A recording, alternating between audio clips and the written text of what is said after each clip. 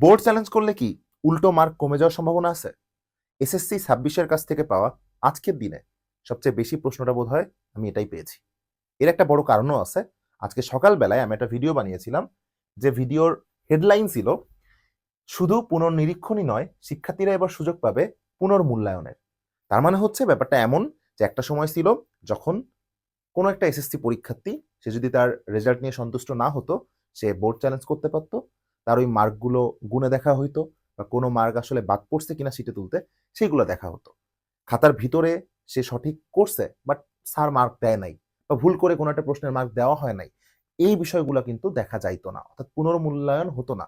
এমন হতে পারে একটা অঙ্ক সে ঠিক করেছে, বা টিচার হয়তো ভুলবশত মার্ক দেয় নাই। তো ওই পুনর্মূল্যায়নের মাধ্যমে কিন্তু সুযোগ রয়েছে ওইটার মার্ক পুনরায় পাওয়া।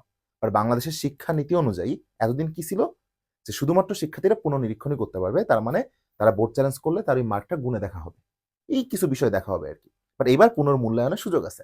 এই ভিডিওটা শুধুমাত্র ইনস্টাগ্রাম থেকে আজকে 16,700 বেশি শিক্ষার্থীরা দেখছে।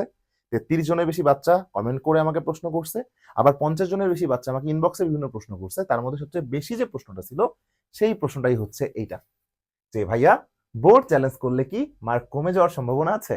এবং খুবই অদ্ভুত হলেও এই প্রশ্নটা সবচেয়ে বেশি আমি পেয়েছি, এবং এটারই অ্যান্সার দেওয়ার চেষ্টা করব।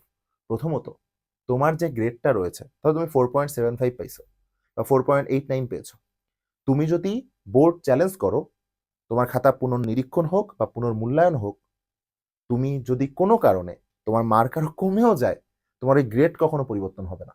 অর্থাৎ তুমি 4.89 পাইছিলা, 4.89ই পাবা যদি তোমার মার্ক কমে যাওয়া, যে প্রশ্নটা তোমার মনের মধ্যে ঘুরতেছে এইটা হয়।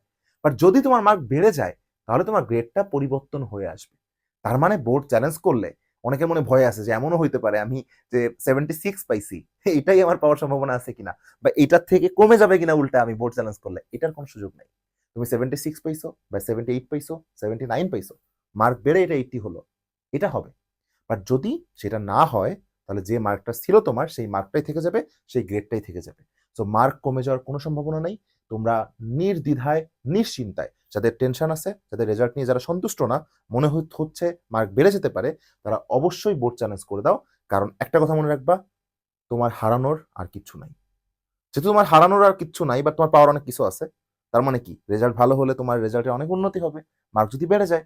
সো যেহেতু তোমার হারানোর কিছু নাই, চোখ বন্ধ করে ডু বোর্ড চ্যালেঞ্জ, আল্লাহ চাইলে সবই সম্ভব।